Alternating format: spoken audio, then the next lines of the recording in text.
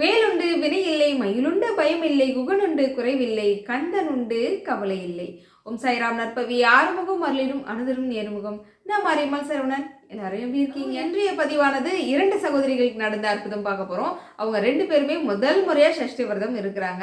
அதுல ஒரு சகோதரிக்கு ஒரு வேண்டுதல் வைக்கிறாங்க. அந்த வேண்டுதல் அவங்க நினைத்தபடி அந்த வேண்டுதலும் நிறைவேறுதுங்க. ரொம்ப ரொம்ப அற்புதமான ஒரு வேண்டுதலும் கூட அது. இதெல்லாம் தான் இந்த பதிவுல வந்து நம்ம பார்க்க போறோம். இப்போ தைப்பூச விரதம் இருக்கக்கூடிய நாட்கள்ல முருகன் நிகழ்த்திய அற்புதங்களை கேட்கறதே மிகப்பெரிய ஒரு பாக்கியம் தான். சரி, இப்போ வாங்க நம்ம வீடியோக்குள்ள போயிடலாம். மறக்காம வீடியோக்கு லைக் பண்ணுறேங்க. அதே சமயம் பக்கத்தில் இருக்கிற ஹை பட்டனையும் தட்டி விட்டுருங்க. சரி, இப்போ வாங்க நம்ம வீடியோக்குள்ள போயிடலாம். அப்புறம் உங்ககிட்ட ஒரு முக்கியமான விஷயம் பகிர்ந்துக்கிறேங்க. என்னென்னா, நம்ம எல்லாம் சாய் செயல் சேனலுடைய லோகங்க இதுக்கு முன்னாடி எப்போவுமே நான் வந்து பாபா கையில் வச்சிட்ருக்க மாதிரி இருக்கும். ஆனால் இனிமேல் நம்ம சேனலுடைய லோகோ இதுதான். எல்லாரும் மனசில் பதிய வச்சுக்கோங்க. நாளுக்கு நாள் நம்ம எல்லாம் சாய் செயல் சேனல் மூலயமாக முருகப்பெருமானோட அற்புதங்கள் கேட்கறது மூலியமாகவே வந்து முருக பக்தர்கள் நிறைய பேர் உருவாகிட்டு இருக்கீங்க. அது கேட்கும் போதே ரொம்ப மகிழ்ச்சியாக இருக்கு. எல்லா புகழும் முருகனுக்கே சேரும். அதே போல தான் இந்த 2 சகோதரிகளுக்குமே நம்ம சேனல் தொடர்ந்து பார்த்துட்டு இருக்காங்க. அதன் மூலயமா தான் இவங்களுக்கு திருப்புகழ்னா என்னன்னு முதல்ல தெரிய வருது. அதுக்கப்புறம் வேல்மாறலை பற்றி தெரிய வருது. இது எல்லாமே இப்போ அவங்க எல்லாருமே ரொம்ப அருமையாக பாராயணமும் செய்துக்கிட்டு இருக்காங்க. அப்படி ஒரு சகோதரிக்கு வந்து இந்த சஷ்டி விரதம் இருக்கிறதுக்கு ரொம்பவே ஆசைப்படுறாங்க.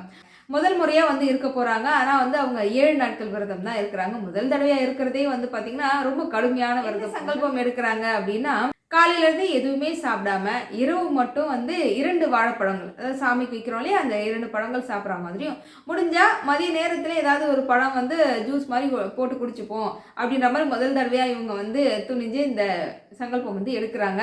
இதுவே மிகப்பெரிய ஒரு விஷயம் தான். ஏன்னா தினம் அதுவும் அவங்க சொன்னது என்னென்னா, பசியே தாங்கக்கூடியாத ஒரு ஆள் அப்படின்னா அது நானாதாம்மா இருப்பேன்.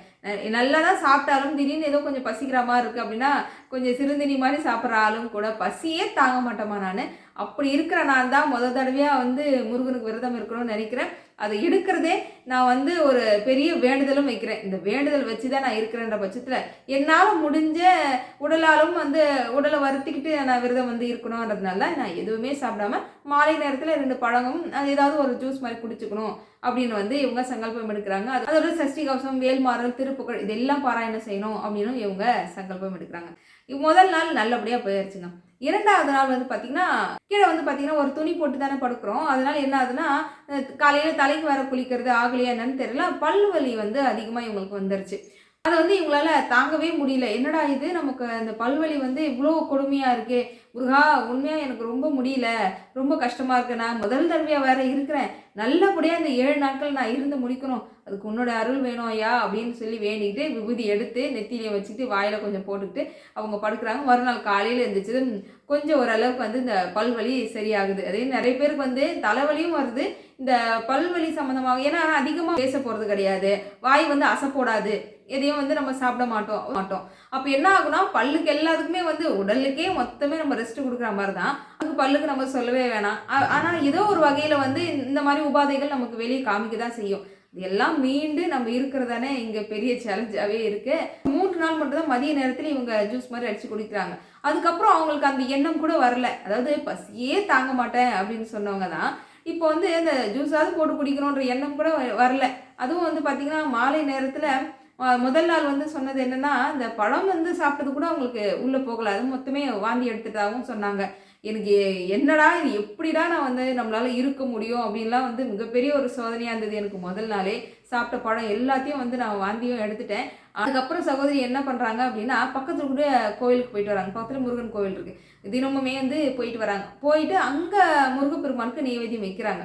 அந்த பழத்தை கொண்டு வந்து வச்சுக்கிட்டு அந்த பழத்தை தான் அவங்க தினந்தோறுமே இரவு சாப்பிட்ருக்காங்க. உண்மையாக நம்ம கோயிலும் இல்லை, நம்ம வீட்டிலேயே கூட நீங்கள் சாப்பிடக்கூடிய உணவு, விரதம் இருக்கக்கூடிய நாட்களில் சாப்பிடக்கூடிய உணவு வந்து பார்த்திங்கன்னா சாமிக்கு நெய்வேத்தியம் பண்ணுங்கள். நெய்வேத்தியம் பண்ணிவிட்டு சாப்பிட்டீங்க அப்படின்னா நமக்கு வந்து அது நல்லபடியாக ஜீரணமும் ஆகும். அதே சமயம் உடல் சம்மந்தமான இந்த பிரச்சனைகள், நோய்கள் இது எதுவுமே வராது. ஐயனுக்கு நம்ம படிச்சிட்டோம் இல்லையா, அது பிரசாதம். அது நம்ம எடுத்துக்கும் போது நிச்சயமாக உங்களுக்கு கண்டிப்பாக அந்த மாதிரி பிரச்சனைகள்லாம் எதுவும் வராது. சகோதரிக்கு அடுத்தடுத்த 3 நாட்கள் வந்து நல்லபடியாக முடியுது. அதுக்கப்புறமா வந்து அந்த மதிய நேரத்தில் ஜூஸ் கூட குடிக்கவே இல்லை. இரவு நேரத்தில் சாமிக்கு வைக்கிற அந்த 2 வாழைப்பழம் மட்டும்தான் நான் சாப்பிட்டேன் அப்படின்னாங்க. அதோட சஷ்டி அன்னைக்கு வந்து பார்த்திங்கன்னா என்ன விரதம் இருக்கிறாங்கன்னா, மௌன விரதம் இருக்கணும் அப்படின்னு முடிவு பண்ணுறாங்க. சுத்தமாக காலையிலேருந்து எதுவுமே ஒரு வார்த்தையும் வந்து பேசல. ஆனால் மனசார நம்ம வந்து மந்திரங்கள் படிக்கலாமா அப்படின்னு கேட்பீங்க. ஒரு சிலர் வந்து மௌன விரதம் இருக்கக்கூடிய நாட்களில் நம்ம வந்து மந்திரங்கள் பாராயணம் செய்யலாமா, அதாவது மனசுக்குள்ளேயே பாராயணம் செய்யலாமா அப்படின்னு கேட்குறீங்க. தாராளமாக நம்ம பண்ணலாம். அதே போல தான் சகோதரி 12 முறை வந்து சஷ்டி கவசம் பாராயணம் செய்திருக்காங்க. வீட்டு வேலை எல்லாத்தையும் முடிச்சுட்டு சீக்கிரமாகவே கோயிலுக்கு போயாச்சு. கோவிலில் எல்லா பூஜை முறைகள் எல்லாமே வந்து நடந்துகிட்டு இருக்கு. சகோதரிக்கு வந்து ஒரு விஷயம் வந்து ஐயன்கிட்ட கேட்குறாங்க. அதுதான் அவங்க வைத்த வேண்டுதலும் கூட. ஐயனே, நான் இதுதான் முதல் முறையாக உனக்காக வந்து விரதம் இருக்கிறேன். என்னுடைய விரதத்தை நீ ஏற்றுக்கிட்டியா? அதே சமயம் நான் வைக்கிற வேண்டுதல் என்னன்னா, உன்னுடைய காலடியிலேயே நான் இருக்கணும். நான் உன்னுடைய தீவிர முருக பக்தராக இருக்கணும். உன்னோட அருள் எனக்கு கிடைக்கணும். இதுதான் நான் வைக்கக்கூடிய வேண்டுதல் அப்படின்னு சொல்லியிருக்காங்க. எவ்வளோ ஒரு அற்புதமான ஒரு வேண்டுதல். அந்த ஒன்று இருந்துட்டாலே போதுமே. முருகன் அப்பப்போ வாப்பான்னு கூப்பிட்றத விட எப்போவுமே நீ என் கூட இருப்பா அப்படின்னு சொல்கிறதுக்கு எவ்வளோ வித்தியாசம் இருக்குது. அதே போல் முதல் முறை விரதம் இருக்கிறாங்க. அவங்க சொன்ன கோரிக்கையும் என்ன சொல்கிறாங்க, முருகா, நான் உன்னோட பக்தனா எந்த நேரமும் உன் காலடியிலே இருக்கணும். இந்த ஒன்று மட்டும் எனக்கு போதும். நான் நல்லபடியாக இந்த விரதத்தை முடிக்கிறதுக்கும் நீ தான் அருள் புரியணும். அப்படி நான் இருக்கக்கூடிய வேண்டுதல் நீ ஏற்றுக்கிட்ட அப்படின்னா உனக்கு இப்போ அபிஷேகம் செய்வாங்க. அதாவது சூரசங்காரம் முடிந்த கையோட அபிஷேகம் நடக்கும். அந்த அபிஷேகம் செய்யக்கூடிய அந்த பால் கொண்டு வந்து கொடுப்பாங்களே, அந்த முதல் பால் எனக்கு கிடைக்கணும் அப்படின்னு கேட்குறாங்க. இது கொஞ்சம் பெரிய வேண்டுதல் அப்படின்னு சொல்லலாம். ஏன்னா நிறைய பேர் இருப்பாங்க. நம்ம வந்து இவங்களுக்கு தான் நம்ம கொண்டு வந்து கொடுக்க முடியாது. ஆனால் ஐயன் நினைச்சா கொடுப்பாரா இல்லையா? அதுதான் அங்கே நடக்குது. ஒரு வார்த்தை கூட யாருக்காகவுமே எதுக்காகவுமே வந்து எதையுமே வந்து காதுக்குள்ளே போட்டுக்கல. நாம் வந்தது என்ன, கோவிலுக்கு வந்திருக்கோம். ஐயனே சதா நினைச்சிட்டு 12 முறை சஷ்டி கவசம் மனசுக்குள்ளேயே அவங்க பாராயணம் செய்து முடிக்கிறாங்க. அபிஷேகமும் நல்ல முறையில் நடந்து முடியுது. இவங்க கையேந்தி நிற்கிறாங்க. ஐயரும் கொண்டு வராரு. கொண்டு வந்து இவங்களுக்கு முன்னாடி நிறைய பேர் இருந்தாலும் ஐயர் கொண்டு வந்து முதல்ல அந்த பால் வந்து இந்த அம்மாவுக்கு தான் கொடுத்துருக்காங்க. எவ்வளோ ஒரு பாக்கியம் இல்லை. அதாவது இவங்க வைத்த வேண்டுதலும் நிறைவேறுது, இவங்களோட விரதத்தையும் ஐயன் ஏற்றுக்கிட்டாரு அப்படின்றதுக்கு சாட்சி இந்த ஒன்றே போதாதா? அந்த ஒரு துளி பால் வந்து நமக்கு எவ்வளோ அமிர்தத்துக்கு சமம் அப்படின்னு சொல்லலாம்.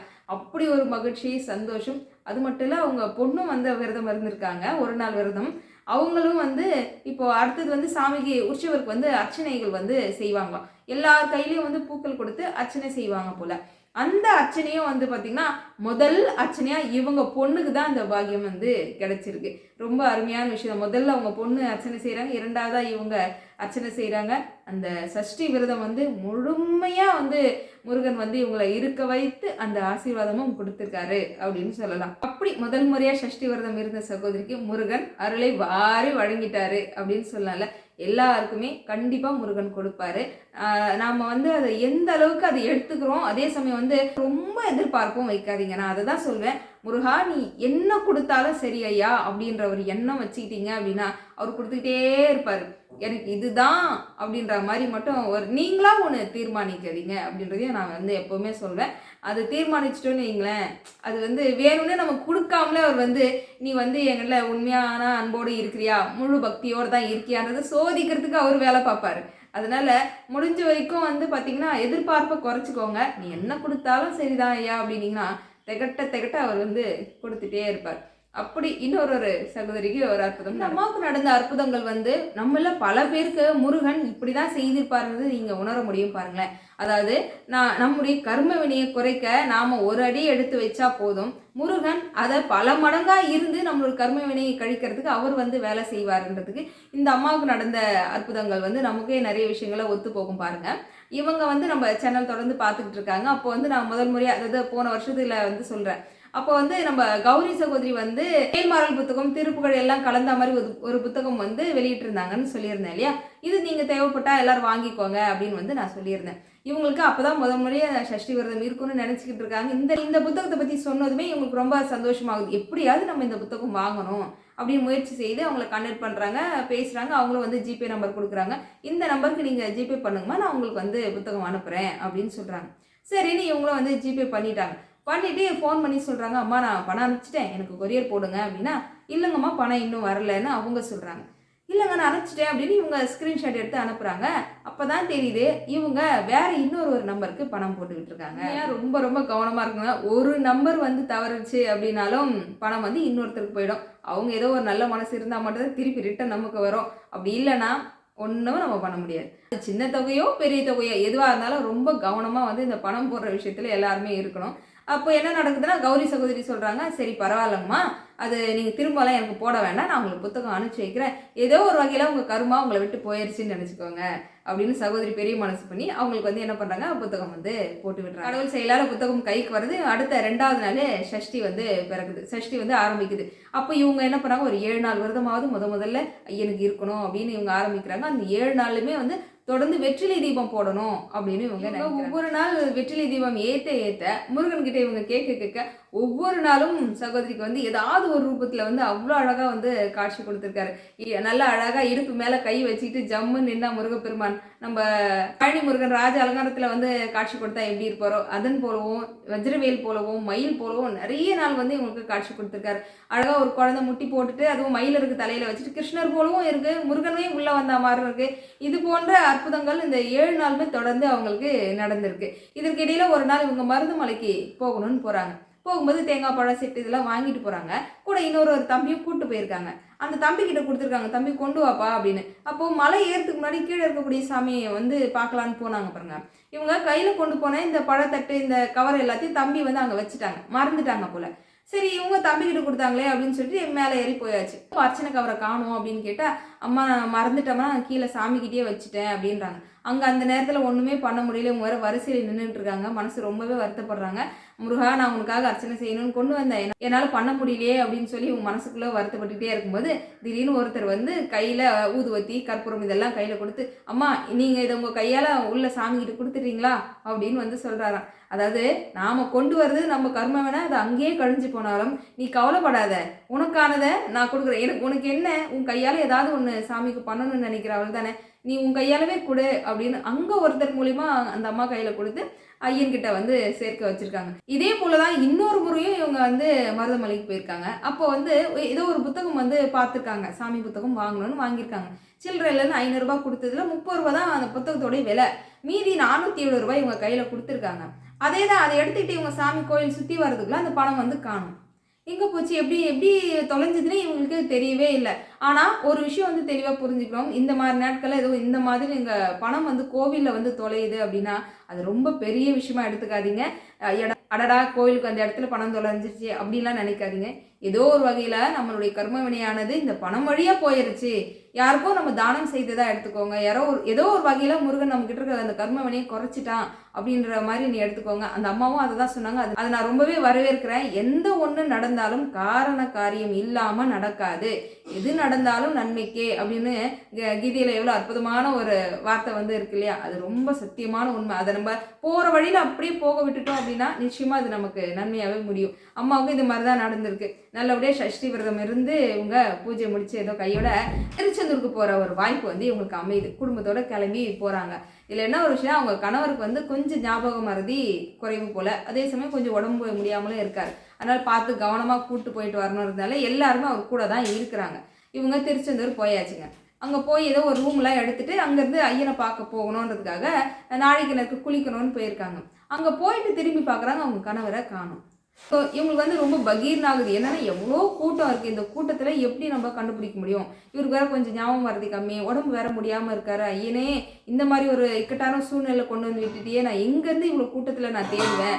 அதுவும் மட்டும் இல்லைங்க, நம்ம நேரம் சரியில்லைன்னா அங்கே மைக்கில் வந்து அனௌன்ஸ் பண்ணுவாங்க பாருங்கள், அங்கே போய் சொல்கிறாங்களா இந்த மாதிரி எங்கள் பேர் சொல்லி கேளுங்க சொல்லுங்கள் அப்படின்னா, அந்த நேரம் பார்த்து அந்த மைக்கும் வேலை செய்யலையாம். இதுதான் நம்ம நேரம்னு சொல்கிறது போல்.